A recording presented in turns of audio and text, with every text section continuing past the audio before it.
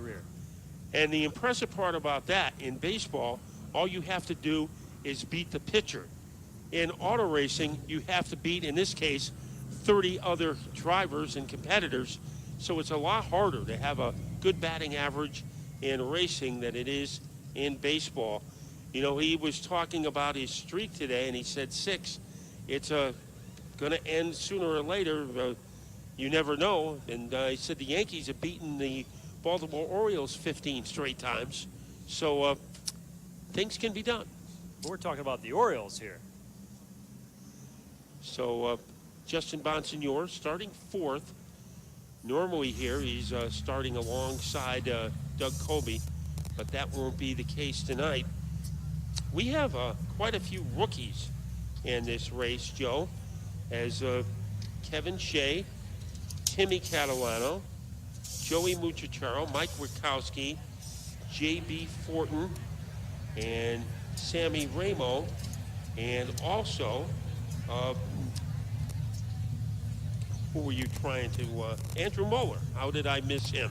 Well, let's take a look. Roller. Let's take a look, Matt, at the starting lineup for the 30th running of the Bud 150. Starting 31st tonight in the 01 machine, the Pine Knoll Auto Sales Chevrolet for Melissa Fifield. And then it will be the 30th starter in car number 41 in the Colonial Tire Alto Chevrolet. Here is Kevin Shea. And then it will be car number 33 in the Performance Engines 1812 Paint and Body Ford. The driver is Wade Cole. Starting 28th in car number 78, the Last Minute Racing Chevrolet for Walt Sutcliffe Jr. He'll roll off the grid in 27th today in the Bowie 1 Seafood Ford. Car number 18, returning to Whelen Modified Tour competition, Ken Hagee. And then it will be car number 38. He's driving the Performance Engines Kendall Oil Chevrolet, Kyle Elwood. And then the 25th starter aboard car number 45, a rookie competitor in the Catalano Motorsports Chevrolet. Here is Timmy Catalano. Starting 24th in car number 88, it's Mike Rutkowski in the Buzzchew Motorsports Chevrolet. Lining up to the inside of row number 12 in car number 34, the Johns Tree Removal Chevrolet for J.B. Fortin. A former Rookie of the Year will be in car number 25 in the Power with Prestige Cruising with Betty Chevrolet. The driver is Calvin Carroll. And then it will be a driver from Wolcott in the Pools by Murphy Chevrolet, car number 47 for Joey Muchacharo. Starting 20th on the grid in the Lumiere Dell Electric Chevrolet, car number 64, Robbie Summers. Starting 19th on the grid in the GAF Roofing Chevrolet, he's a 3-time Whelen Modified Tour winner in car number 58, Eric Goodale. Next will be car number 35, the high roller from Shelton in the Race Choice Tick Mike Chevrolet. Here is Andrew Moeller. And then driving car number 14, another young competitor in the Atlantic Sprinkler Chevrolet, Blake Barney. Rolling off the grid in the 16th position, he's a former winner of the fall final at Stafford, the Dunleavy's Truck Repair Chalou Performance Toyota, car number 22 for Kyle Bonsignore. Starting in the 15th position, he drives a Dolly Collision and Custom Chevrolet, car number 75 for Chris Pastriak. Starting 14th in the field is a driver known as the Natural in the Starrett Racing Ford, car number 16 for Timmy Salamito. And then another one of our rookie drivers aboard car number 06 in the racechoice.com Chevrolet. Here is Sam Ramo. Starting 12th on the grid today, please welcome the driver of the Ultra Wheel Chevrolet in the 7 New York, John McKennedy. Starting 11th here this evening, in the Horton Avenue Materials Chevrolet from Stafford Springs, Connecticut. Multi-time winner in the Whelen Modified Tour. Car number 82 is Woody Pitcat. And now we go to the top 10. Starting 10th in car number 3 in the Saravallo's Auto, USNE Chevrolet, Driving Old Blue, Matt Swanson. Next door, car number 46 in the Riverhead Building Supply Chevrolet. From Miller Place, New York, Craig Lutz. Starting in the 8th position, he drives a Supreme Manufacturing Chevrolet. From Homedale, New Jersey, in car number 24, Andrew Kraus. The 7th starter is a 2011 NASCAR Whelen Modified Tour champion, driving the Stewart's Automotive Chevrolet. Car number 85, from Norwalk, Connecticut, Ronnie Silk. Starting 6 in the field will be a driver in the Catalano Motorsports Chevrolet. Car number 54 for Tommy Catalano. And then it will be showtime in car number 21 in the Gershow Recycling and Blewett Scrap Chevrolet. Car number 21, here is Jimmy Blewett. On the outside of row number 2, he is the defending Whelen Modified Tour champion and going for his 7th straight victory at this racetrack tonight. The Phoenix Communications Incorporated Chevrolet for car number 51 from Holtsville, New York, Justin Bonsignor. Starting in the 3rd position, no stranger to victory lane at Thompson Speedway in the Zapienza Racing Dodge, car number 36, a former champion, Bobby Santos III. And now it's time to meet the 2 drivers who will bring the field around.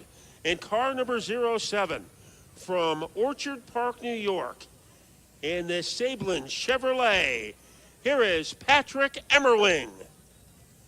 And sitting on the pole, a 5-time Whelen Modified Tour champion. He is riding the Mayhew Tools Reynolds Auto Wrecking A.J. Romano car.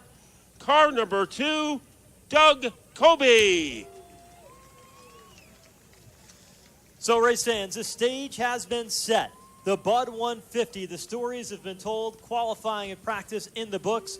Now it's time to go racing here this evening to determine who will be the next champion here at Thompson Speedway Motorsports Park, who will crown this 30th Bud 150 here at the Big T. Now let's go trackside for the command of Fire Engines and Pete Falcone. And we'd like to welcome our honorary starter for tonight, Evelyn Thayer, aboard the flag stand. Let's give her a big round of applause.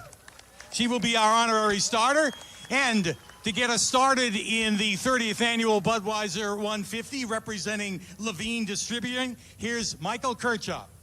Drivers, start your engines.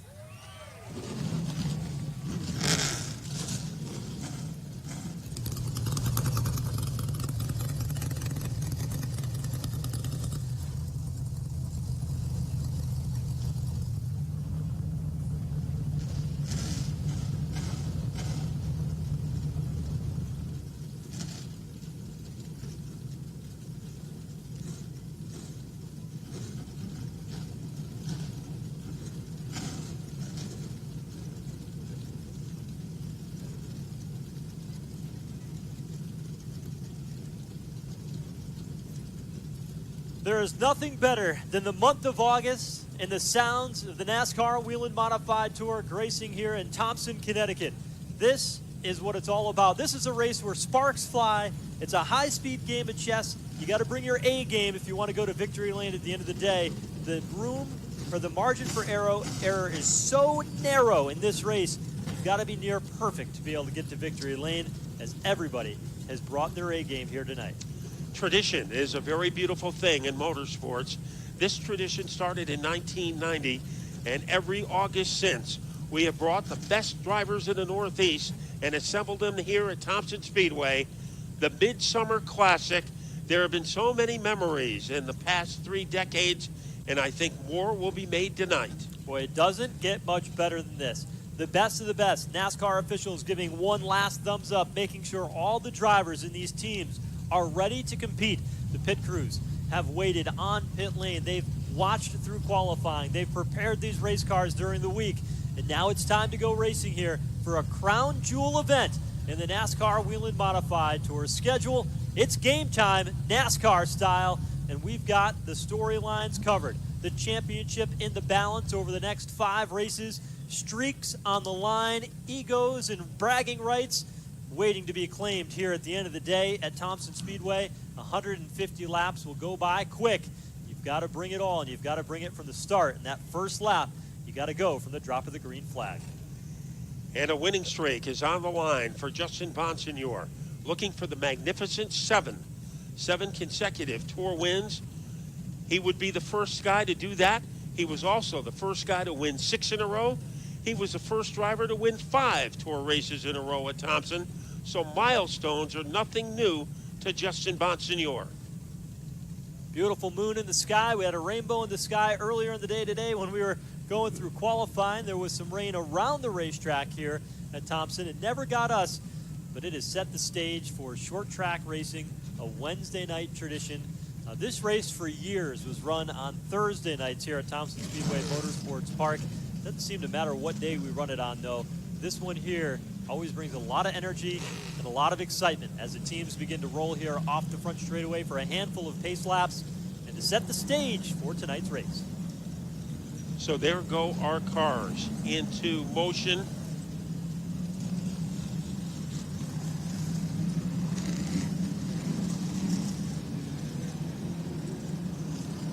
So covering the action in the pits tonight is Pete Falcone. And Pete, if you are ready, maybe you can give us what is happening from your perspective. Well, you know, a lot of things can change when they come here to pit road. We saw that happen to Doug Kobe just a couple of races ago here at Thompson. So the story could be made right here on pit road. I'm here along with Dave Barabal tonight. And Dave, we got a lot to cover here. Certainly do, Pete. Up and down pit road. I think it's going to be a spectacular race, but I really think if you got a guy that's got a bee in his bonnet, it's Doug Kobe to try to get a win here tonight. For sure. Or all eyes, of course, on Justin Bonsignor trying to keep the streak alive. But don't count out Ronnie Silk, who's been so hot lately in the last few races, or John McKennedy, who's also very good here at Thompson. We could see any of those guys in victory lane tonight. Could also be a first-timer in Craig Lutz or Patrick Emmerling grabbing the win here tonight. So you could just throw a blanket over the field of about 6 or 7 cars who could come home in winner's circle. Yeah, it would be a pretty big blanket. And guys, you can feel the tension down here. These crews are ready to go, but believe me, they all have their little pre-race rituals, all the guys here behind the wall, and a lot of them pacing back and forth. Can't wait to get this thing started, guys. Boy, I couldn't have said so better myself, guys. Great look at the action here tonight as we get a look at all the excitement getting ready to go racing here for the 30th running of the Bud 150. Teams working back and forth. So much on the line here tonight to be determined. So much prestige to win this particular event. This race, one of 4 here at Thompson Speedway throughout the 2019 season, but it's a critical one when you set yourself up toward the championship run. And what a beautiful sight, the 31 full power Whelen modified cars heading into the first corner. So you can't ask for better than this. From the rear of the field where Melissa Fifield sits to the top of the field where Doug Kobe is, there is plenty of firepower. Race fans, as they come around this time by, they'll be given the 1 to go signal and be set to go racing here this afternoon as the field climbs the banking in turns 3 and 4. Get up out of your seats. Give these drivers a big Bud 150 Thompson Speedway send-off, NASCAR style here in New England. Get on your feet, race fans. Wave these teams and drivers off as they get ready to go 150 laps. The Bud 150 here at Thompson Speedway Motorsports Park, an August tradition. A packed house, pressure, prestige. It all boils down to short track racing at its finest. Open wheel modifieds ready to do battle here at the 5/8 mile Thompson Speedway. And we are ready to open the curtain for 150 laps of fireworks. To get you started, he has been at Daytona, at New Hampshire, at Watkins Glen, but his home is right here at Thompson Speedway, ready to take you to the start-finish line of the Bud King of Beers 150. Joe Koss. Field ready to go through turns 3 and 4. Here's the Camaro diving down on pit lane as a pace field exits the racetrack. Doug Kobe, the pole sitter, will start from the outside of row number 1 alongside Patrick Emmerling as the field rolls off turn number 4 and the Bud 150 is underway. And Kobe has his finger on the trigger, moves in front early, and he takes Monsignor with him. Here's Doug Kobe leading the way down the back straightaway. Then it's Monsignor, Tommy Catalano settling into third.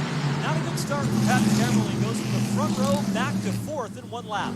If you were in the outside row, that was a bonus. Tommy Catalano taking advantage of that to stampede into the top 3.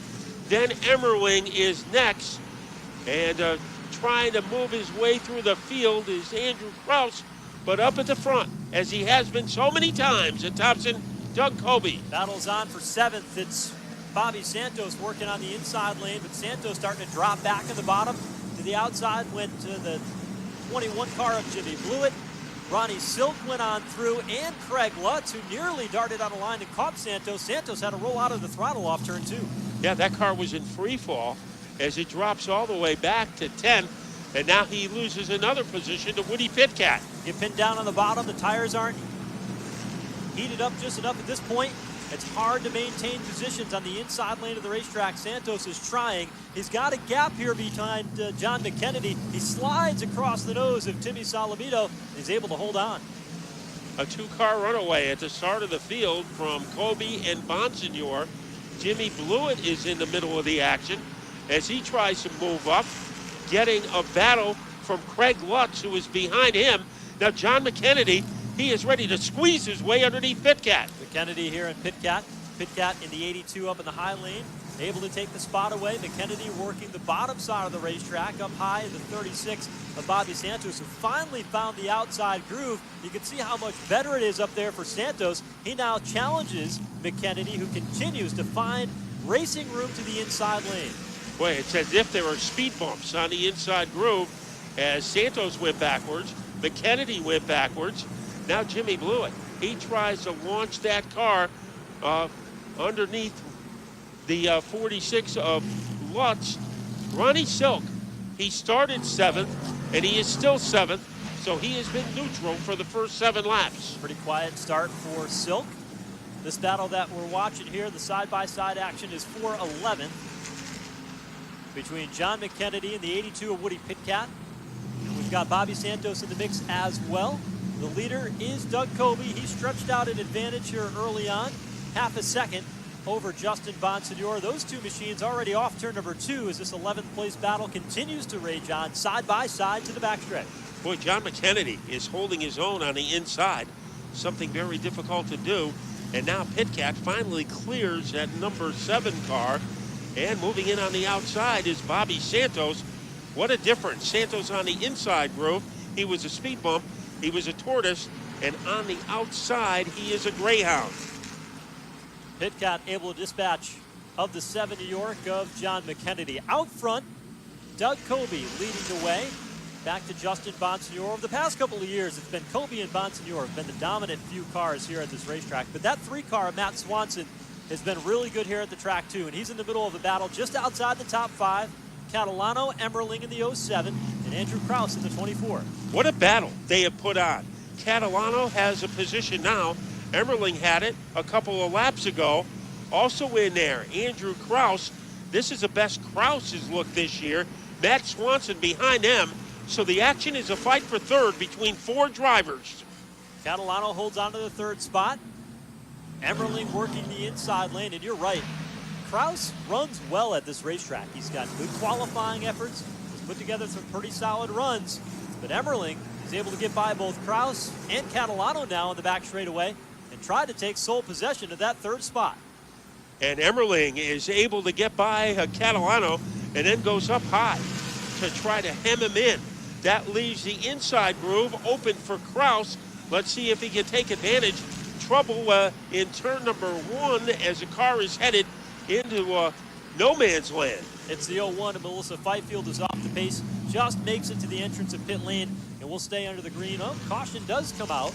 as we've got a problem up in turns 1 and 2. A couple of cars have gone around. Among them, the 34 car has knocked the left front off it for J.B. Fortin. The 78 of Walt Sutcliffe involved. And there's one other car, I believe it's a Mike Rukowski machine, the 88, who's up into the outside wall in turns 1 and 2. A 3-car incident brings us under the caution flag 14 laps in. And remember, unlike our weekly racing, the yellow laps will count. And the big lead that was enjoyed by the combination of Kobe and Bonsignor has faded into the August night. So a 3-car incident here. Teams that were running back in the mid-20s. J.B. Fortin running for Rookie of the Year, so that is to his detriment right there. Some serious damage appears on that car as our safety crew heads out. So work continues over there in turns 1 and 2. This race here, 150 laps, Matt. You will want to come down and get some tires here at some point during the race. Typically, Pete and Dave, we see that pit strategy open up some way past the halfway point, but depending on how the race plays out, you might see teams wait until maybe as late as lap 100 to come in and get tires. Well, a little unpredictable, particularly this early on. Pits are technically still closed, Dave, but a little early for somebody to duck in to give them any advantage for late in the race. Yeah, certainly so, Pete. We've got a long way to go in this one. Just 15 laps in at this early stage. The only cars that are going to be making it back here, obviously, the accident cars. I saw the 78 of Walt Sutcliffe making his way back, a late comer into that altercation off turn number 1. And it looks like, at the very least, guys, a flat left front tire for the 78 machine. Yeah, Walt Sutcliffe has brought that car down to the infield. Team looking at it, but it looks like he will be retired from the event here today. Is that car back behind pit wall? I think the only reason that cars will come in to make an early pit stop if they're not happy with the performance, and if they're near the back of the field anyway, they'll feel they have nothing to lose and will make adjustments. But it looks like the pits remain closed, so we'll have to have some more drama for at least another lap. It'll be 17 laps gone when they hit the line. We're just scratching the surface of the King of Beers 150. Part of that pit strategy, Matt, also has to do with the size of this racetrack and how hard it is to lap cars here, especially if you have cautions along the way. Stafford, where we raced at last time, a little bit of a smaller racetrack. Doug Kobe lapped everybody but, 6 or 7 cars. He was so good that day.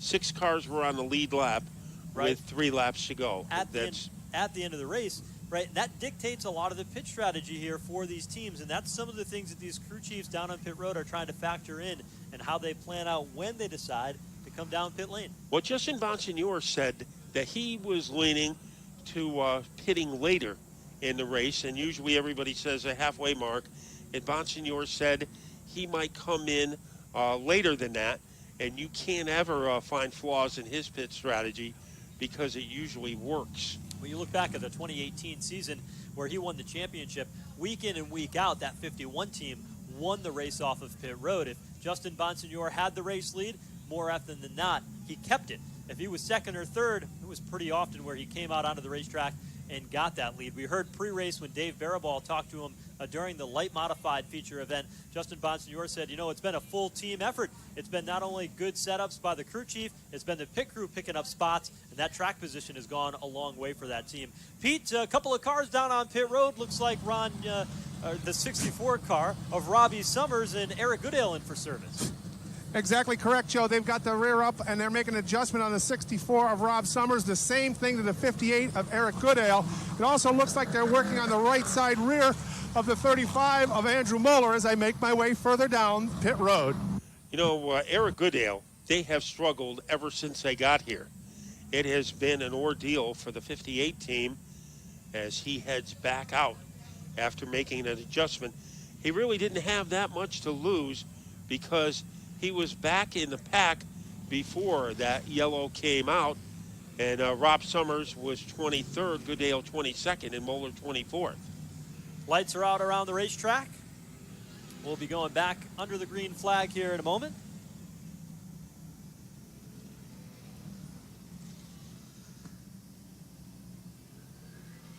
So it'll be a different start or a different restart than the way we started the race. Colby went up against Patrick Emmerling on the start, and now on the first restart, he will be up against Justin Bonsignore, so that'll be interesting. Remember, a driver gets 1 point in the standings for leading a lap, and this might be a good time for Bonsignore to go after that point. Up off turn number 4 they come, looking for the green flag. 20 laps up on the scoreboard as Doug Colby in the 2 car to the outside lane. Justin Bonsignore runs all the way down to the bottom to try to challenge, but it's Colby to the front off turn 2. And Catalano is a factor as he whirling dervishes his way into the top 3. Look at Andrew Krause down low, challenging Emmerling for 4th, and he will not win the battle, and Emmerling keeps his spot. That allows Matt Swanson in Old Blue, car number 3, to work up at the outside groove of the racetrack right behind Craig Lutz. Meanwhile, here is Ronnie Silk. We saw that bottom lane now work to the advantage. Silk slams the door shut on Woody Pitcat in the outside lane, took the lane away from him to get up to the outside groove. Trying to move up on the inside is Jimmy Blewett as he is even with Pitcat. Up at the front, Colby has opened up a pretty hefty lead by about the length of a bowling alley over Justin Bonsignore. Third is up for grabs between Tommy Catalano and Patrick Emmerling, and Matt Swanson still in the neighborhood. Boy, a little bit deeper in the pack. Woody Pitcat not happy with Ronnie Silk. Pitcat was on the back straightaway. Silk just chopped the nose off because he wanted to get up in that high lane. Silk doing what he had to do, a calculated move. You can make that move in front of a veteran like Woody Pitcat, but Pitcat said, hey, Silk, don't do that again, man. If that's a final lap, I might not lift as much as I did there on that time around. So both have cleared the traffic. The side-by-side battle a bit deeper in the field continues as now Emmerling up ahead, looking to the inside of Tommy Catalano in the battle for 3rd, all the way down to the bottom of the racetrack in turn 3. And Catalano's car comes to life between turns 3 and 4, and he handles that threat from Emmerling. And now Emmerling has a headache. His name is Matt Swanson as he is rat-tat-tatting his way on the back bumper. I think if you don't keep your car high, at least in the early stage of this race, the field could pass you by. That's what happened to Andrew Krause, who lost about 6 positions. Matt Swanson's got a very good race car tonight. Started 10th. We've had a couple of laps under cautions. He's up inside the top 5 in Old Blue. So he's charging early here in that 3 car, as is Ronnie Silk. It wasn't that long ago where Ronnie Silk was battling at the bottom half in that second draft of cars. Silk is one of the only guys at this point in the race running on the bottom lane of the racetrack, but he's making it work in that purple number 85. Well, he was going to try to make it work against Craig Lutz, and Lutz held him off for the time being, but here comes Silk again. That is a fight for 6th place, and once again, Lutz prevails. Lutz, remember the last time we were here, Craig Lutz led 73 of 125 laps. Ronnie Silk is smooth as silk. That's the nickname that he was given years ago, and I never think of Ronnie Silk as being a short run speed kind of guy and being real aggressive like he is now. I always see Silk playing the long game, and to see him being this aggressive early tells me that he's got a lot of confidence in the car that the 85 team gave him for tonight's race. And he continues to try to trampoline his way under that number 46 car Lutz. There he goes again. Is he able to clear Lutz? Lutz making a comeback on the outside, but every time Silk tries that underneath move, he gets closer and closer of pulling it off. You can do that only so far before you chew up those tires working the bottom lane of the racetrack. Silk, you can see the right front brake rotor on that 85 burning up from having to use more brake getting in on the bottom. Boy, this is a different game plan for Ronnie Silk than the one he used at Stafford. Here he comes again. This time he is dead even with Lutz, trying to clear him at the line. And it looks like that hard work is going to pay off for Silk. Not only did he get by Lutz, he's trying to get by Swanson at the same time. So Silk picks up another spot, trying to slide up in front of Craig Lutz, still working that bottom lane of the racetrack. Now draws even with Matt Swanson up off turn number 4. Patrick Emmerling looks in the mirror and says, hey, if Silk can do it, why can't I? He tried to put a move to the inside, but there comes Silk again. So Silk working the bottom. Now here comes Lutz to follow suit, and John McKennedy all following in the tire tracks of Ronnie Silk. Boy, Silk got by Emmerling like Emmerling had cement tires. What a move there, and now he's going after Tommy Catalano to be in the top 3. Now at Stafford, Silk was in 4th place. He conserved his car, so when they had that 4-lap dash at the end, He didn't have to refuel, and Colby did, and that conservative style might have won him the race. Tonight, Silk is completely headed in the opposite direction. Very aggressive. Well, Thompson, you'll typically do have cautions late in the going, and I think that that's a strategy for this team to say history will tell you there's always a lot of cautions in the last 25, 30 laps of this race. I know I'm going to come down pit road at some point and get tires. I know I'm going to take 3 or 4 when I do. I can use these tires up because for me right now, track position is more important. Remember, the 85 of Ronnie Silk, he started in 7th. He backpedaled a little bit under that first start. Now he's gaining some of that lost ground to try to get inside the top 3. And he is in 4th now as he got by Catalano. The man who'll try to catch is Craig Lutz in car number 46. And all by their lonesome at the front of the field in Easy Chair Alley are Doug Colby and Justin Bonsignor. I don't think those two guys have worked up a sweat yet. Taking it pretty easy, starting to pick off some of the lap machines at the back end of the field, but they still have a lot of racetrack out front among those machines. The best battle on the racetrack, though, continues to be this one between Tommy Catalano, Patrick Emmerling, John McKennedy, and Matt Swanson. And Swanson's using a lot of his race car. He has got a lot of glow out of the brake rotor on the right front of that 3 car. And Emmerling uses a lot of his car to get underneath Catalano, so he makes a springboard move.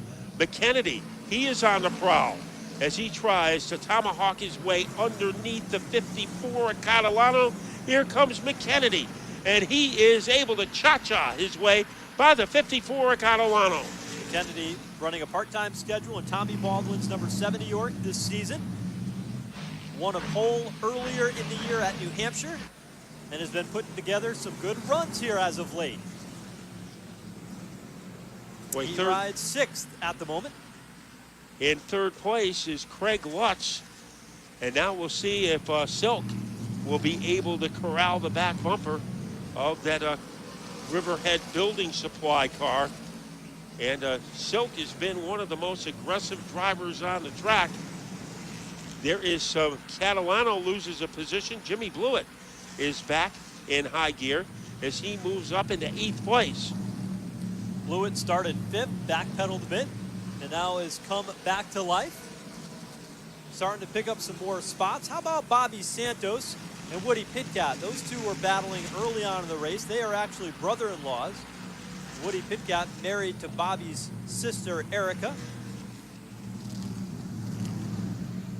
I think the family tradition has turned into a family feud. The way those guys are battling.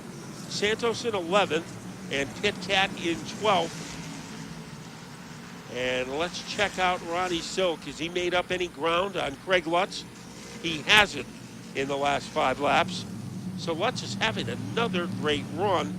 He's finished 2nd a couple times in his modified career, but has never won on the Whelen Modified Tour.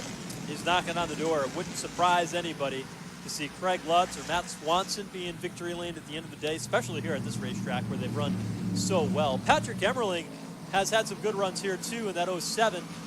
His success really has come at New Hampshire Motor Speedway. Won the All-Star Shootout in the month of July in that Friday special edition race. But now McKennedy has him set up as he swirls underneath the 07. And McKennedy showing some firepower, but showing some perseverance is Patrick Emmerling.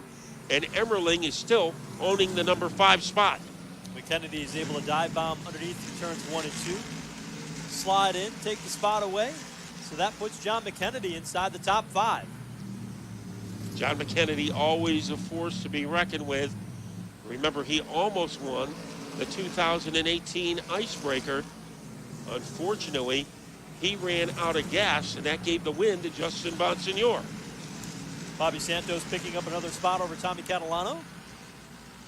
Santos now in 9th.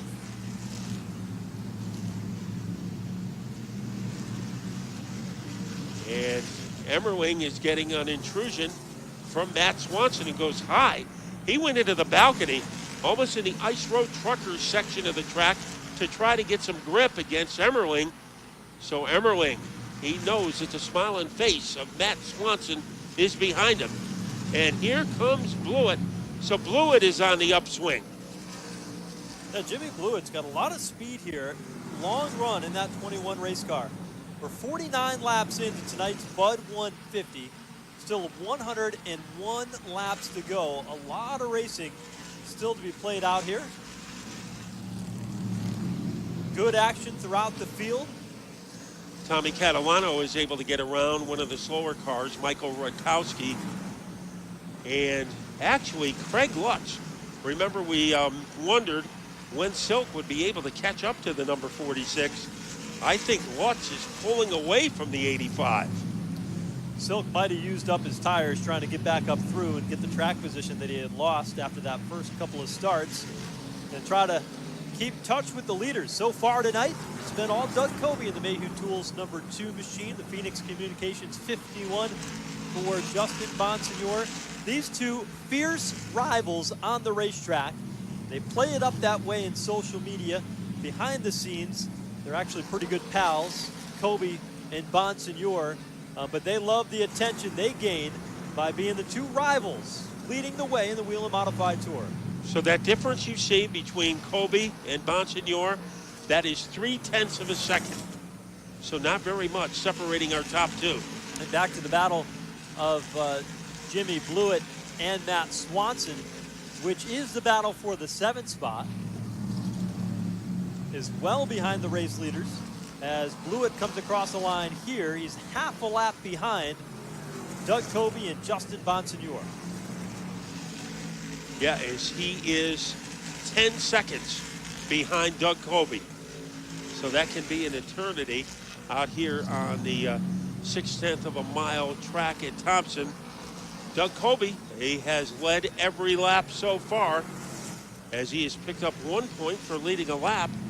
And if he can stay in front for 20 more laps, he will lock up another point. And right now, he is coming close to one of the slower cars. It's Michael Rakowski in car number 88.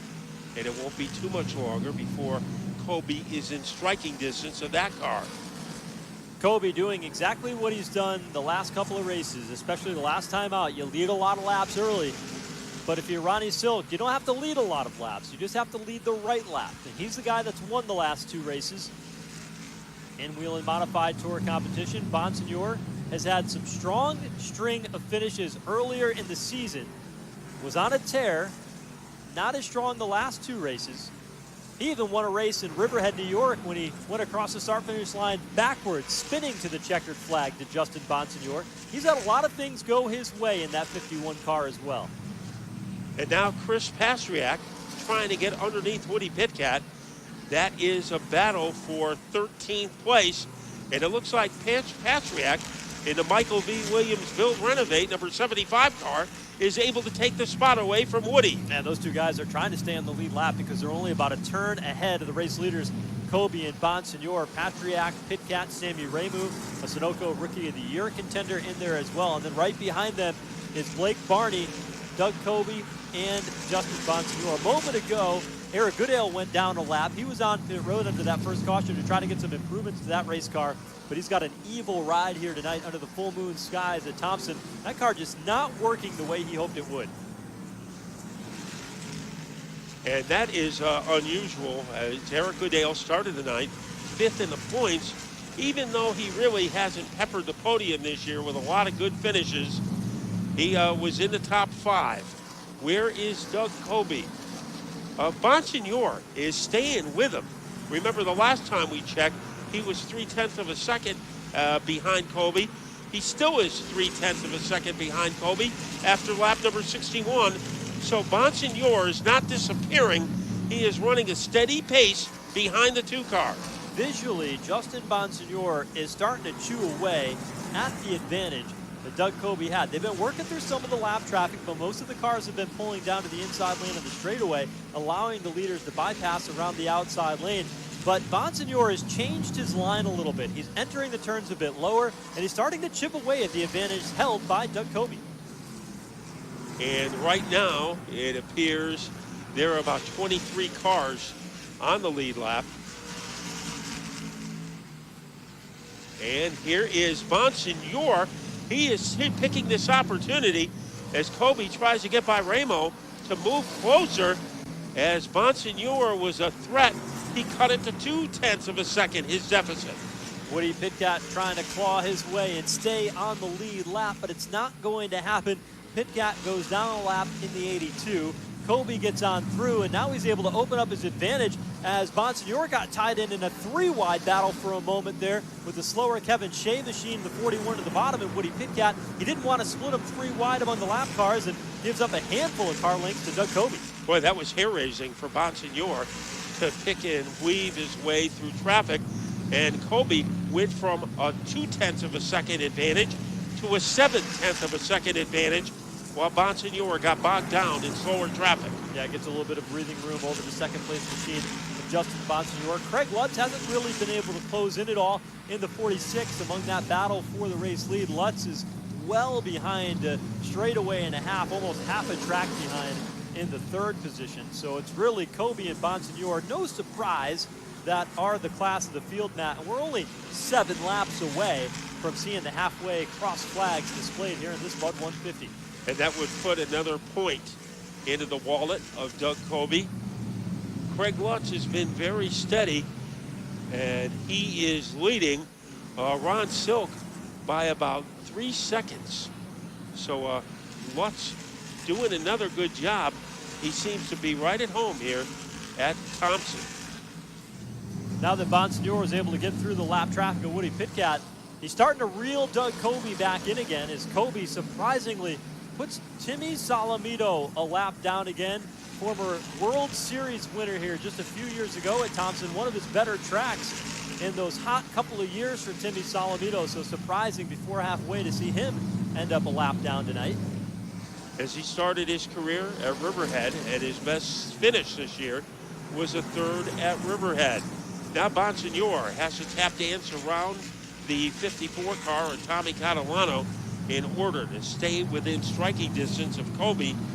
So Kobe has had a flawless race so far as he got out to an early lead, was able to maneuver his way through traffic and stay 1 spot ahead of his rival, Justin Bonsignore. Now Matt Swanson going to work against Patrick Emmerling. That is a fight for 7th. Emmerling in the 07. 3 of Swanson, Old Blue, one of the most famous modifieds in the history of modified action. Boy, did it look to you like Swanson almost lost it on the last lap? It looked like he was on black ice. Oh, little crossover move, now all of a sudden to the bottom for Swanson. And he just didn't have enough energy to complete the move against Emmerling. So Emmerling stays in 7th and out in front, all by his lonesome. He could have a lazy boy recliner in the cockpit of that car. But that is Doug Kobe, and the guy he is going after, it appears to be J.B. Fortin in the 34, and he just is able to waltz past that number 34 car. There have been no issues for Doug Kobe as we get ready for the halfway point of the race. Yeah, next time through for Doug Kobe as he's down into turn number 3, still enjoying a great battle between Emmerling and Swanson, but Kobe comes across the line, sees the cross flags. We're in the second half of this 30th Bud 150, and Kobe has been able to continue that advantage that he had not too long ago. It's up to 0.8 of a second, the largest lead of the night for Doug Kobe, who started the race on the pole and has never looked back throughout the first half of today's event. And by virtue of his leading the 76th lap, he gets another point. So that's his second point. And if you max out, it's 48 points. He would get 43 for winning the race, 3 bonus points for winning the race, plus the point for leading a lap and a point for leading the most laps. Doesn't hurt when you're trying to hunt down a championship here in the final few races of the year. It comes through a couple of tracks, Oswego. They'll stop at New Hampshire Motor Speedway, Stafford, and then they will go ahead and claim the championship as they have done for many, many years now here at Thompson Speedway, crowned the 2019 Wheel and Modified Tour champion.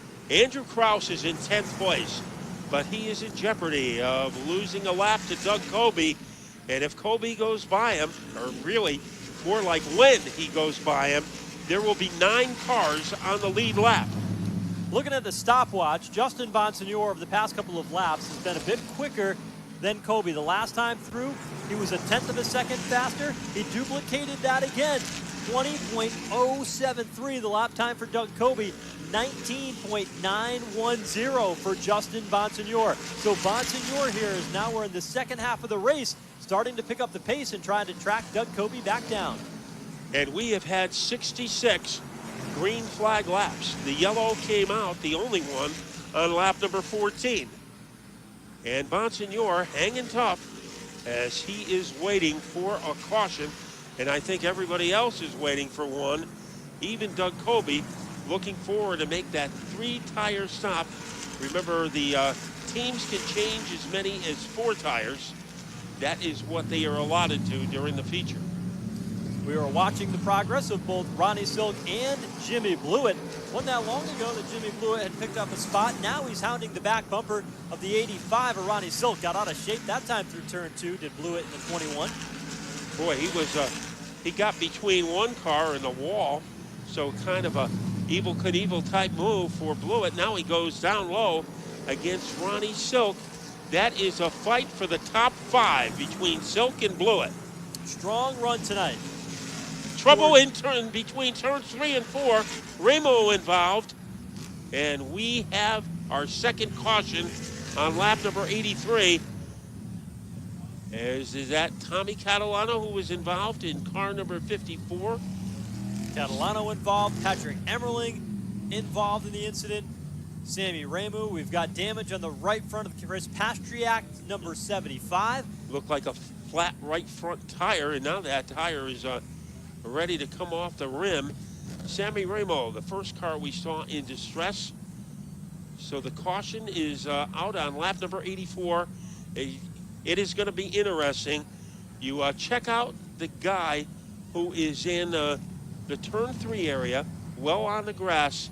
Right now he has a red flag, but when he brings out the green flag, I think we're going to have plenty of action on pit road. Yeah, all the pit crews getting ready down there on pit lane. Certainly the prime opportunity here, just past halfway, 84 laps in to 150 circuits here tonight at the Bud 150. The work will be done on pit lane. We talked earlier in the show tonight that car number 51 and Justin Bonsignor, they have had the best pit crew as of late on the Whelen Modified Tour. Is it enough to get the track position above Doug Kobe?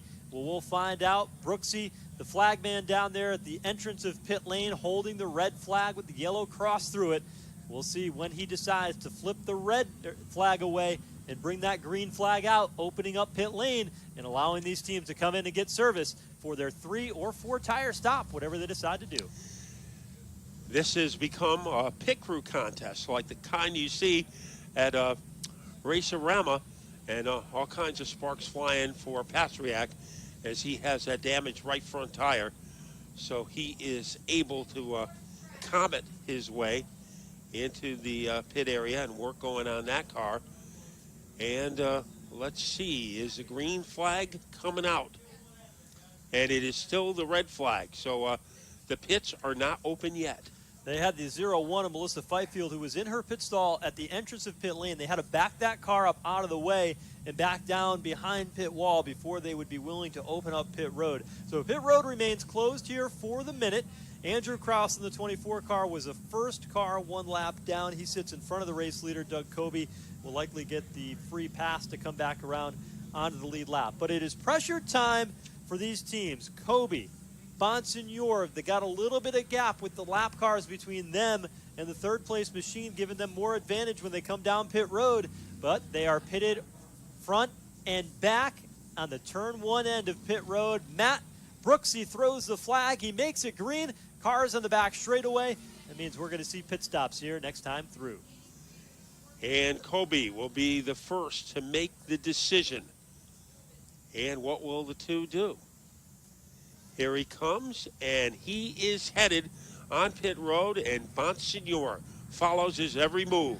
Justin Bonsignor is in, Craig Lutz is in, along with John McKennedy, Ron Silk, Jimmy Blewett, Matt Swanson is in, and the rest of the top 10, let's go down to pit road. And I can tell you that about the only move that's going to be made in Doug Kobe's pit is tires. The quote from that pit crew is, "The car is perfect." So he's just coming for tires. And Justin Bonsignor in for just about the same.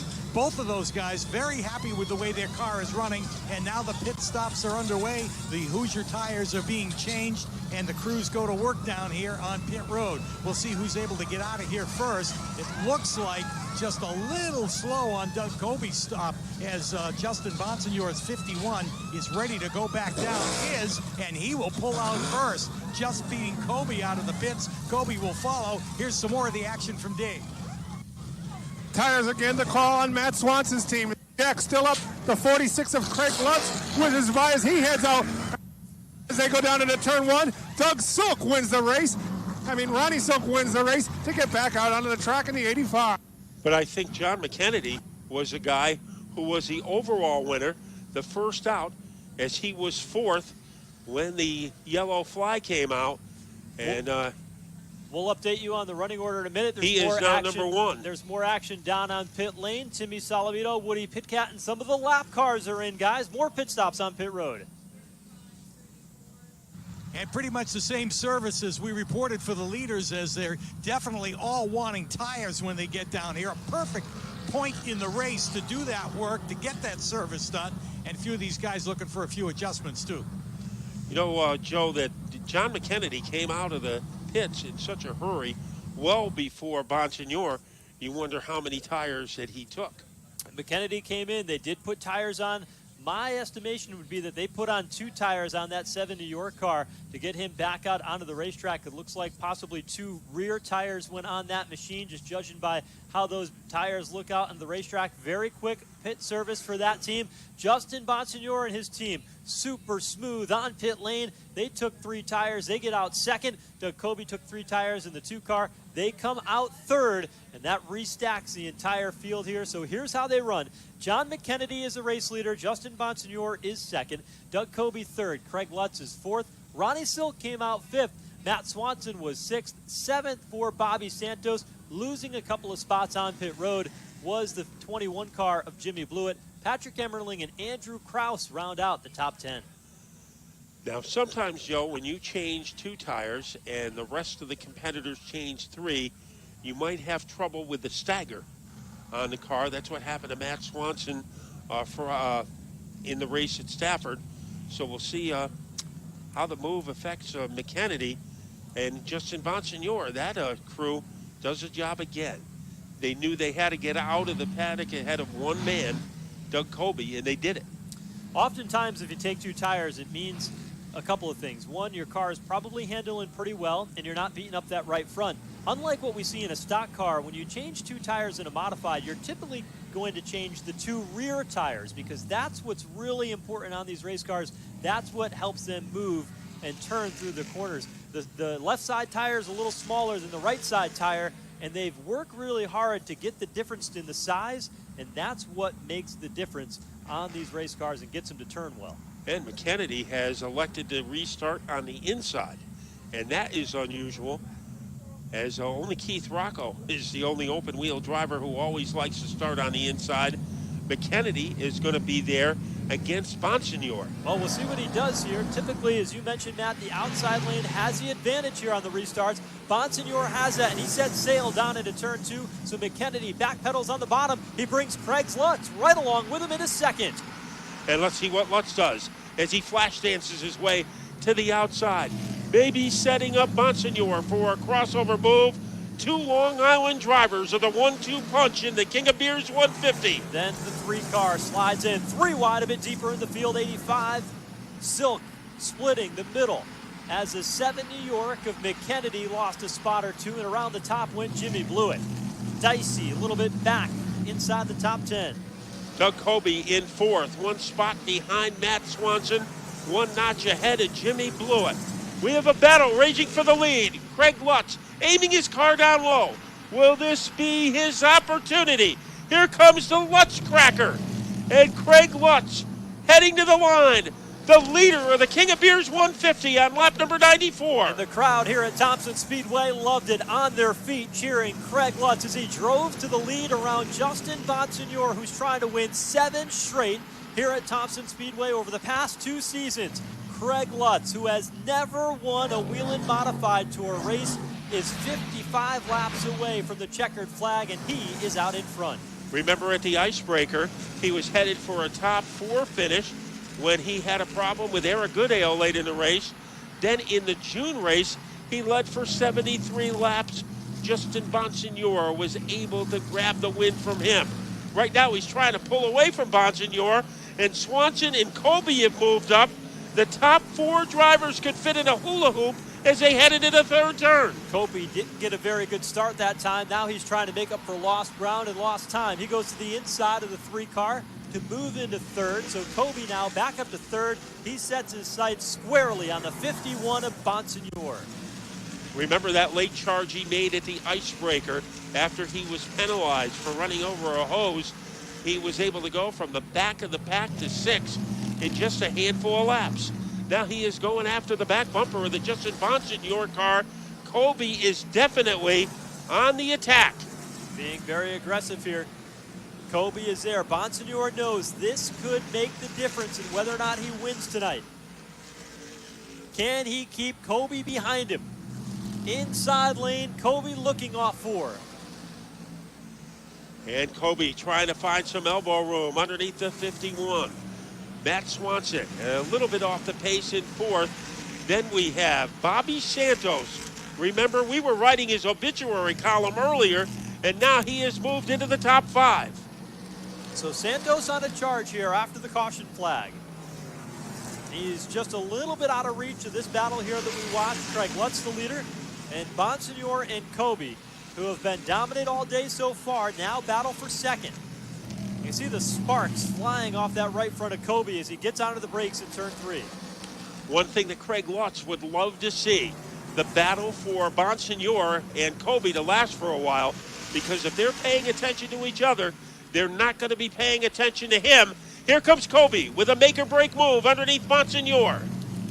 Trying to make it work through turns 3 and 4. Can't do it there. Colby has to settle back in line. Bonsignor holds off the charge. Meanwhile, though, Bonsignor is starting to reel in that 46 of Lutz. He picked up a 1/10 of a second on the last lap. Now Lutz leading by 0.29 seconds as he is able to jackhammer his way off the turn. No question, Bonsignor has found some velo in that number 51 car. Bonsignor is coming. Colby is there. 3 cars. So close together, deeper in the field. Where did John McKennedy go? Well, he's working in the bottom half of the top 10 in the Hornet's nest with that 2-tire change, trying to get it back underneath him in that 70-your car and try to get by Tommy Catalano directly ahead in car number 54. Lutz maintaining his 0.29 second advantage over Bonsignor. Colby has dropped back a little bit.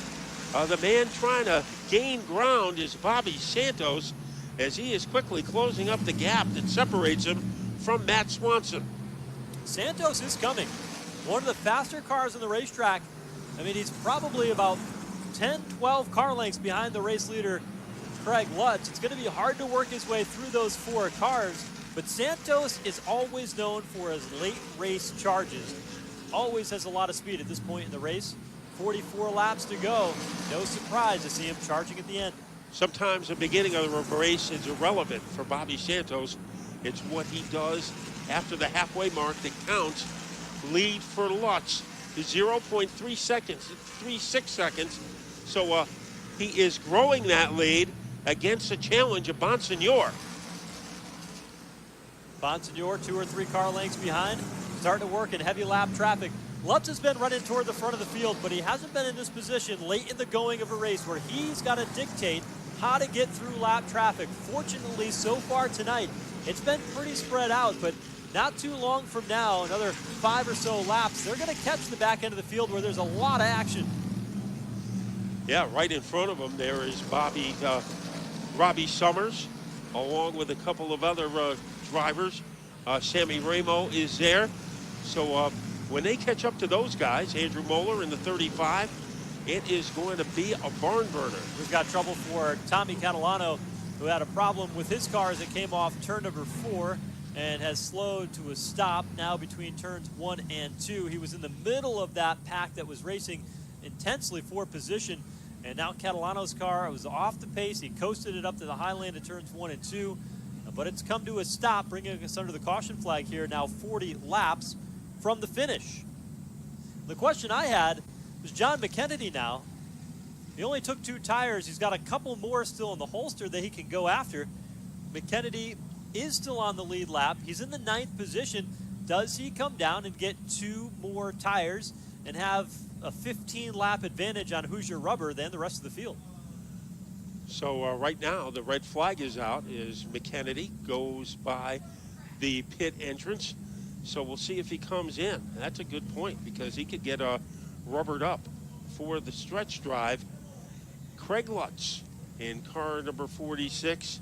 He was on his own team, and about this time a year ago, he moved into the 46 team where Kevin Goodale, 2 years ago, Kevin Goodale had that car, and it was driven by Woody Pitkat, and then they made a mid-season move, and Lutz moved in, and it turned out to be a pretty good partnership.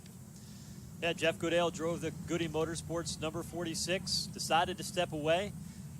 And when the opportunity rose after a couple of drivers ran this car, Craig Lutz made it work. Immediately impressed, won a pole position almost right away. And then from that point forward, it was Craig Lutz who just dominated. Kind of came onto the scene out of nowhere, Matt. You've documented his runs at the Waterford Speed Bowl and SK Modified competition. No stranger to the short tracks in Connecticut, but when it came to running at Stafford and running at Thompson and running the other tracks on tour, he was a relatively unknown driver. But here at this racetrack, Craig Lutz has had very consistent runs year in and year out. Now, the first time I saw Craig Lutz, it was on a freezing March afternoon for the opening practice, as Craig Lutz was one of the few Long Island drivers who didn't get started at Riverhead. He went to the Connecticut tracks. So the green flag is out. Will there be any takers? Ronnie Silk is one of them as he comes in. Also Bobby Santos, who is in the top 5. He comes in. Emmerling is in. Woody Pitkat is in. And as you predicted, Joe, there is John McKennedy ready to make another pit stop. Let's go down to pit road. Yeah, and John McKennedy, we hear from his pit that last time took 1 tire, and it wasn't a new tire. It was a scuffed-in tire already that they'd had some laps on. So this time around, they're taking advantage of doing the full tire change as they would have the last time. He wanted to get the track position last time. Didn't really work out in his favor. This time, they'll put all those new Hoosier tires on there and give him a little bit of an advantage. We're going to check on some of the other cars here on pit road, too. Funny how that could work out, though. If they have a pretty good pit stop here, they might pick up some more spots on pit lane among some of the other cars that were on the lead lap. So position still yet to be gained for that 7 New York for John McKennedy, rather. Woody Pitkat was off pit road. Andrew Krause is off pit road, among some of the others. And so 3 tires now, the strategy for McKennedy in that 7 New York. Let's go back to pit road. It was a right rear tire for the 07 of Patrick Emmerling, just an adjustment on the 85 of Ronnie Silk, and they sent those cars back out. Well, that will scramble up the order. Here comes McKennedy back out onto the speedway. He was in 9th place before the pit stop. Craig Lutz will still be leading. That's the easy part. But the order behind him will have to be sorted out. We'll see where McKennedy gets his start. Well, we see Jimmy Blewett behind the 3 of Swanson. He was one of the lead lap cars. And Bobby Santos was one of the cars that were in front of McKennedy. We've seen all day long the inside lane versus the outside lane battle early on in the run. When the tires are fresh, it's tough to start on the bottom and gain ground. Right now, Craig Lutz will start to the outside lane. Matt Swanson is there, runner-up from a year ago. Lights are out. When we get the green flag, we'll have 34 laps to go in the Bud 150. We hope you enjoyed the action here tonight. Remember, we've got 4 more feature events still yet to run here tonight at Thompson Speedway, so the racing isn't over. here as part of the Bud 150 at Thompson Speedway. Will we see a first-time winner tonight? Could we see history continue in Justin Bonsignore? You never know. You've got two drivers up there aiming for their first win. Two drivers who've got championships under their belt. We're set to get back underway. 34 laps to go in the Bud 150. And Lutz has elected to take the outside road against Bonsignore as they come up to speed. A very critical restart here. And it is Lutz, like he was fired from Cape Canaveral. Takes over the top spot once again to the outside in turn 2. Bonsignore settles into second. Kobe and Swanson side by side for third in turn 3. And Bobby Santos right behind them. Here comes Jimmy Blewett making a lunge underneath Santos.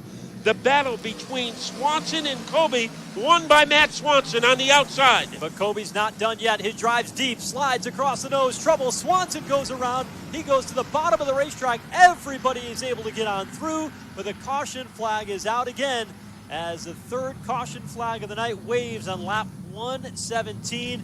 And Matt Swanson spins out of the third spot to bring out the caution here in turn 2. So 118 laps have been concluded, and Craig Lutz will take it easy for a few laps while we work the yellow. Matt Swanson, that is caution number 4, and it involved the number 3 of Matt Swanson. And let's go to pit road. Yeah, guys, the vantage point from down here in the infield, what we saw going there was that Kobe made that lunge underneath Swanson, slid up in front of him, and I think Swanson delayed getting back on the throttle because Kobe came up in front of him, and I think he might have got a little rub from Bobby Santos in the back. Obviously not intentional, but Santos was getting right back on the throttle and basically might have just gotten into the back bumper of the number 3 to send him around, but it was great that everybody was able to get around him, and nobody slammed into him as he spun across the racetrack. Pete, obviously, he got rubbed the wrong way. He did indeed. Pete, you called that one perfect. You don't have the privilege of being able to see the replays that we saw on the Fans' Choice broadcast, and from the infield, you called it almost perfect to what the replay was, and that's exactly what happened.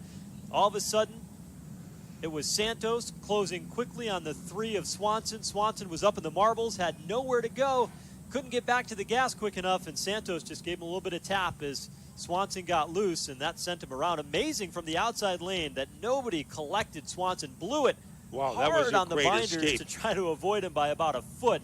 Avoided getting into Swanson. So a pretty tight racing action up there in turns 1 and 2, but it re-racks the field and resets us here for another opportunity for this restart. Matt, Craig Lutz is not a guy who's been in this position very often. He's down to the final few stages. He restarts on the outside lane, and he did a good job on that last time to beat Justin Bonsignore down to the corner. The question is, does he have another one? Can he do it again?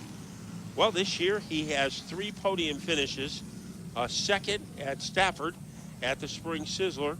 He was in third at Seekonk, and then he had a third again the following week here at Thompson. So he's had close calls. But what a move by Jimmy Blewett. I thought that was going to be a casualty on the replay, but boy, El Capo couldn't make that type of escape that Jimmy Blewett was able to make. Now we are ready for the final 30 laps. 29 when they hit the line. It is hold your breath time at Thompson Speedway. Under a full moon, the 5/8 mile outside. Great start for Craig Lutz. Puts a car length on Bonsignore by the time they get to turn 1. Bonsignore holds second, now battling for third. Outside is Santos, inside is Kobe. And Santos making a serious move against Bonsignore as he wanders up high. Might be setting him up for a crossover heading into turn 1. Lutz is surrounded by the enemy. Bonsignore and Santos. Single file for the moment. Santos now up to third. Jimmy Blewett goes underneath Ronnie Silk. He slides into the 5th spot. And the battle, though, is on the race lead. Here it is. Lutz off turn number 4. Bonsignore looking to the inside. Lutz only leading by 1.3 seconds over Bonsignore. Also in the neighborhood, Bobby Santos. Here comes Kobe. He makes a late arrival into the upper echelon of the field. Santos, the guy you've got to watch in that 36 team. Right to the back bumper of Bonsignore. The top three, single file, but Santos goes low, sneaks up ahead of Bonsignor. Bonsignor has to pedal it. Here comes Kobe to the bottom to take third. As Bonsignor goes from second to fourth. Here is Kobe as he jackknifes his way underneath Bonsignor. Now the battle between Craig Lutz and Bobby Santos. The difference between the two drivers is only a tenth of a second. Here comes Bobby Santos.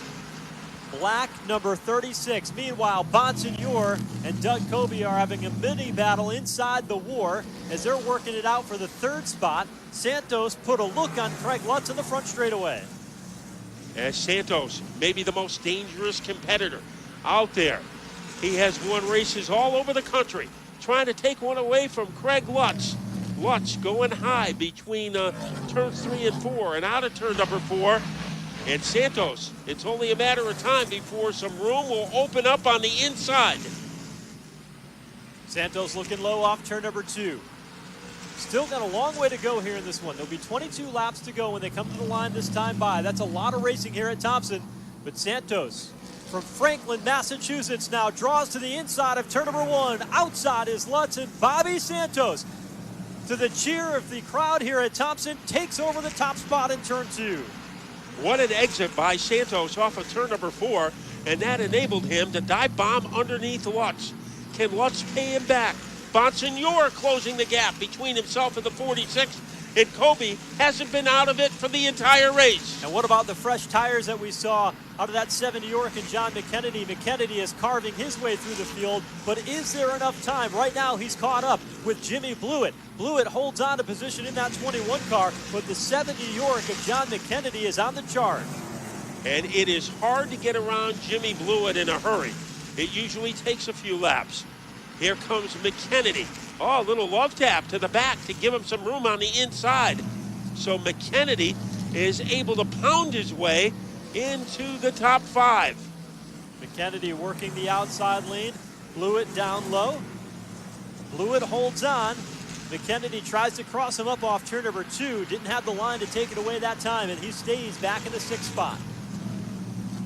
So Bobby Santos taking over for the injured Dave Sapienza.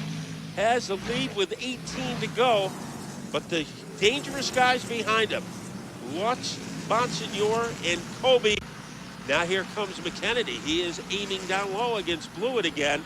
It has to be frustrating for McKennedy, as it has taken him a lot of energy to try to get by Blewett.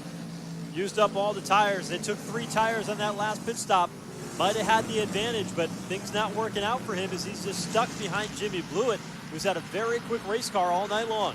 Santos has opened up a 0.36 second lead over Craig Lutz. So that lead continues to get fatter for Bobby Santos.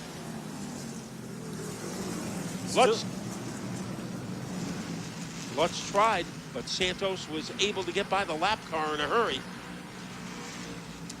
Lutz drives deep down in turn 3 and 4. He's trying everything he can. He has been so close so many times in wheel and modified tour competition. It's not over yet, but at the moment, Bobby Santos has the better and the faster race car. He opens up the advantage again here. Another car length better for Santos this time through. So that last pit stop, it didn't work for McKennedy, but it sure worked wonders for Bobby Santos as he's trying to stretch it out over Craig Lutz. Bonsignor drifting off the pace in 3rd, Kobe in 4th, and then having their own private war, Jimmy Blewett and John McKennedy. Ronnie Silk leading the next group of cars. Well, Matt Swanson is coming back. Yeah, Swanson still has a very quick race car.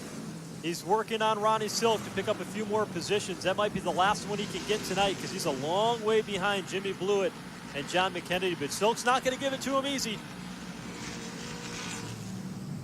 And it is Bobby Santos, the brightest blip on the radar screen. Trouble in turn 4. Blake Barney has gone around on the outside of the racetrack. Caution flag is out. 12 laps to go. Barney got out of shape, no contact with the outside wall. He's able to pull that car back away. So it should be a pretty quick caution here, but that'll tighten things up again at the front of the field. And it is going to make it interesting because that means You're going to have Bobby Santos most likely choosing the outside of the restart, and he'll have Doug Kobe now on his back bumper, who will start in the 4th spot. And Bonsignor on the inside of the second row, and sometimes that can be advantageous. So an 0.8 of a second lead owned by Bobby Santos has evaporated. And now Lutz will have another opportunity, but he'll have to go on the inside of the 36. Bobby Santos has won here at Thompson Speedway multiple times in his career. The last time Bobby Santos won at this racetrack was back in the 2016 season, driving the 44 car. It was a Thompson 125, the June race that he won. His very first career win came here 12 years ago, and that was part of the World Series of Speedway racing, was Bobby Santos. He's very strong at this racetrack, a 5-time Thompson winner. Can he do it again? Can he bring Dave Zapienza his first Whelen Modified Tour trophy, driving that number 36? Well, Bobby Santos over the years has had a reputation for being one of the best drivers to come out of New England, has won big prizes all over the country. One night at Stafford, he was able to win $50,000 in one night. But he is going after a very important payday tonight.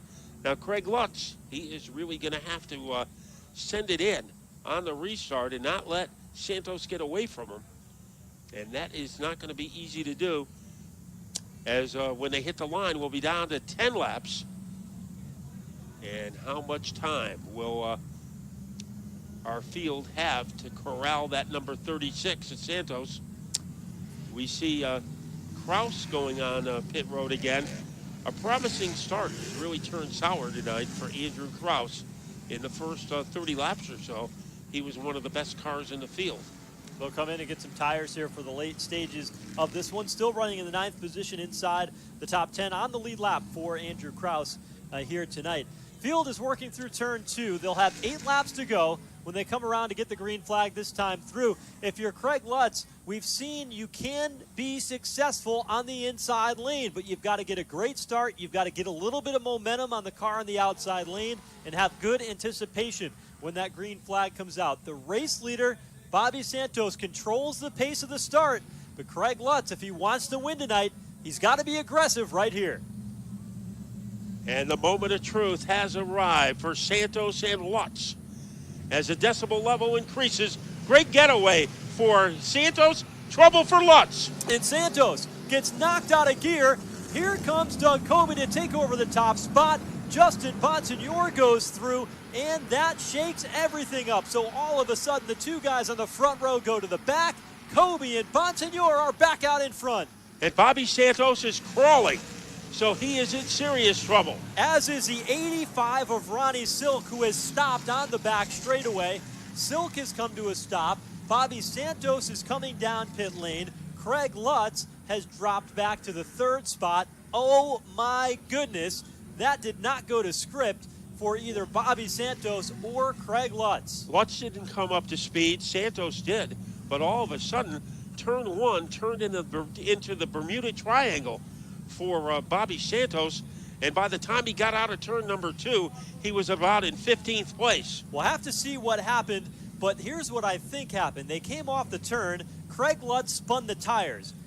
Bobby Santos in the outside lane of the racetrack was grabbing gears. He missed one of the gears at the end of the front straightaway. Doug Kobe drove into the back of him. That knocked the car out of gear even further, and I think Bobby Santos broke the transmission on that 36. What do you think, guys? Yeah, I think you nailed it, Joe, as they all were kind of shrugging their shoulders when they pulled in. Bobby's got the window net down, and they're going to at least look underneath it to see if they can diagnose the problem. But I think not only did it get knocked out of gear, as you said, but probably also lost the transmission in that transaction. Dave? And the 85 of Ronnie Silk must have gotten into somebody off turn number 2, guys. They're looking at the right front of that car, trying to make some repairs as the 85 sits motionless here on pit road. Yeah, the right 5 of that 85 machine of Ronnie Silk knocked well out of the way.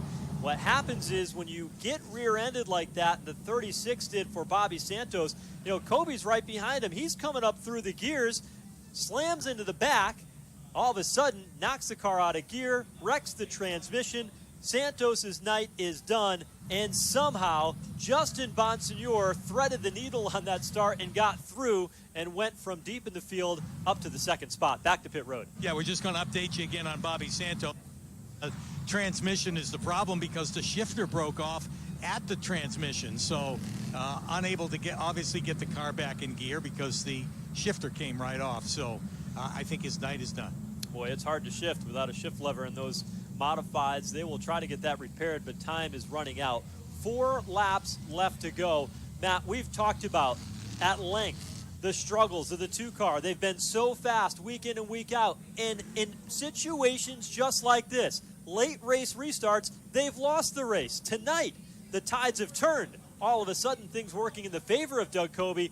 He gets the lucky draw here. 4 laps to go under caution, and he is the race leader.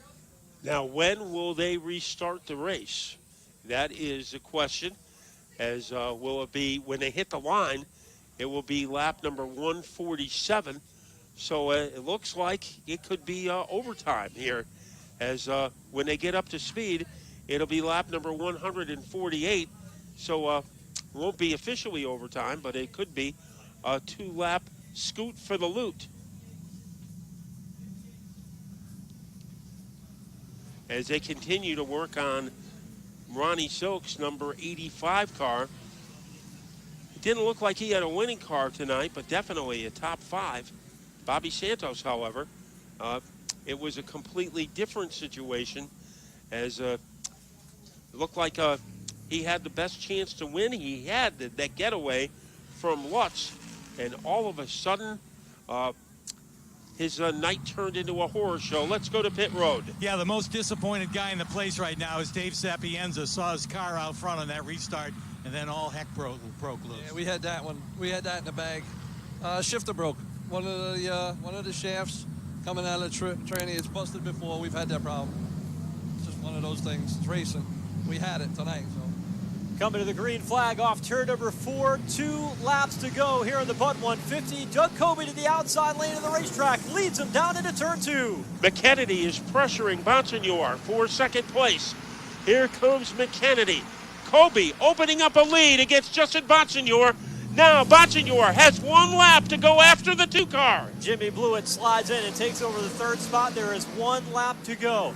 Can Doug Coby make it back around and shake the bad luck of the last 2 races? He's in command on the back straightaway. Blewett moves into 3rd. Spotlight on Coby. Here he comes into turn number 4.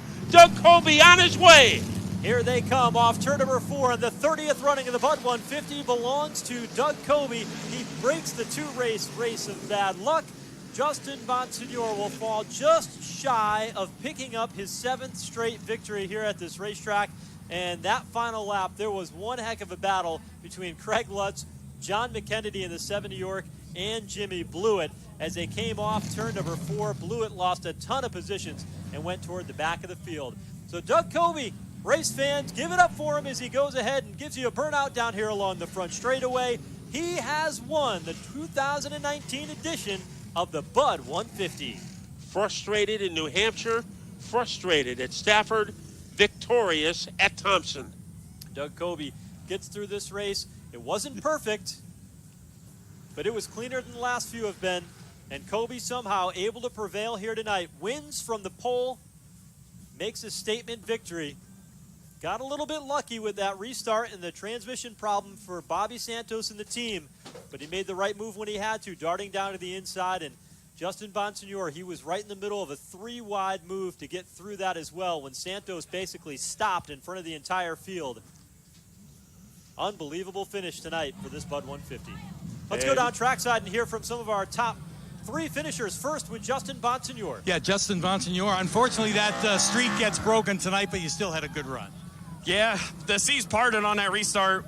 We were probably, not going to win the race. Bobby had us all covered with that extra tire he took, but I think we were a little better than Lutz, and then I don't know what happened on the restart. I was spinning my tires, couldn't get going, and I saw Doug making all types of evasive maneuvers, but sometimes you just got to be lucky, and, they were in position, had a great car tonight, didn't have a great pit stop, and still won the race. So we knew it was going to end at some point, but to still run second tonight is nothing to be ashamed of. Real proud of my Phoenix Communications, Clearcom IT Solutions, Fury Race Cars, Robert Yates Engines, my whole team, Ryan Stone.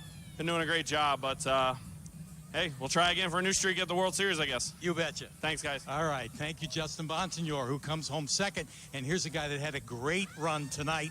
He'll take third place, as Craig Lutz had a good run in this number 46 tonight. Yeah, I mean, we started ninth there, so we had a little work to do at the beginning. But the car, we usually struggle a little bit in time trials and practice, but the car always races awesome.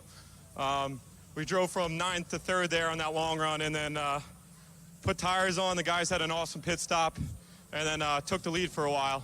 My spotter, John Sanford, he does an awesome job helping me around here, and just a little bit closer. Well, congratulations on the podium finish. Thank you. He's happy. He's tired, but he's happy. Craig Lutz comes home third this evening. Boy, Pete, Craig Lutz has been knocking on the door here at Thompson Speedway. Again, comes up just a bit shy of getting that win. And we want to remind everybody the NEMA Midgets are coming up next. So we still have 4 feature racing tonight. So 4 features to go. So stick around. You are going to be rewarded with some breathtaking feature racing. In a moment, Doug Covey will climb from his race car. Give him a big round of applause when he does. He'll do his interview for television with Derek Perniciglio first, and then we'll hear from our race winner down at Critical Signs Victory Lane. But I think Justin Bonsignor said it best. Sometimes you better be lucky than good. Doug Covey was good today, but until the end, he didn't have the luck until that final restart when Santos and his team had that broken transmission, allowing Covey to sneak on through and get the win tonight in the Bud 150.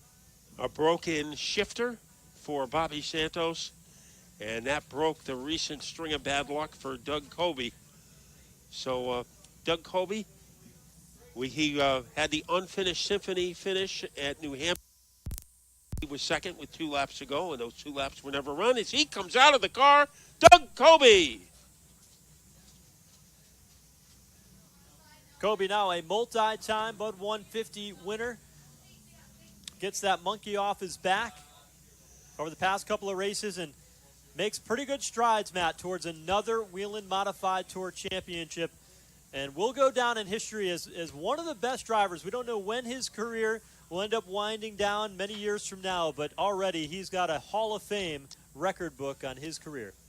And Derek Perniciglio of NBC Sports Network, I think he's finding Doug Covey in a much better mood than the last time he interviewed him at Stafford. I think that's about as safe as you can say that one. Doug Covey, the winner here tonight. Bonsignor in second. Really good run tonight by Jimmy Blewett. It got spoiled a bit in the end. There was some contact between he and John McKennedy in turns 3 and 4, and Jimmy Blewett went up the racetrack, lost a handful of positions as they came down to the checkered flag, but he was aiming for a top 4, maybe even a top 3 run here tonight. So a very, very solid run for that team.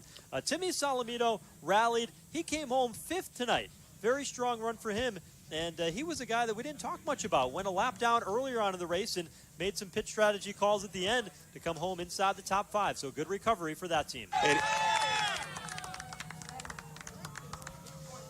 Well, let's go down to Critical Signs Victory Lane and hear from our winner with Pete Falcone. Some very happy people down here in Victory Lane, and probably the happiest is Doug Covey. Oh, little birthday celebration. I still have 4 days left, so nobody has to join in on that. But thank you guys. I've been racing at Little T on these grounds. I've been racing out here since 1987, and the little track, the big track, the clubhouse, sitting on the hill watching cars here. This is a special place for me and my family, and what a great win tonight. My last Modified Tour race in my 30s, and I won it. So what a great decade it was for me, and I hope 40s are even better. But what a great car tonight. I mean, we dominated early, and the 51, 46, and 36 kind of had us covered at the end. I'm going to admit that.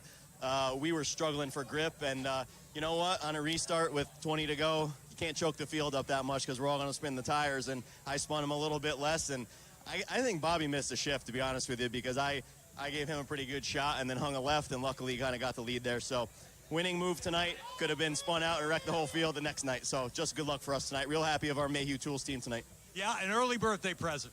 Oh, yeah. Okay, congratulations. Thank you. I want to thank Budweiser for sponsoring this race. You guys have done this all the time. We really appreciate you guys supporting us and you great fans here at Thompson.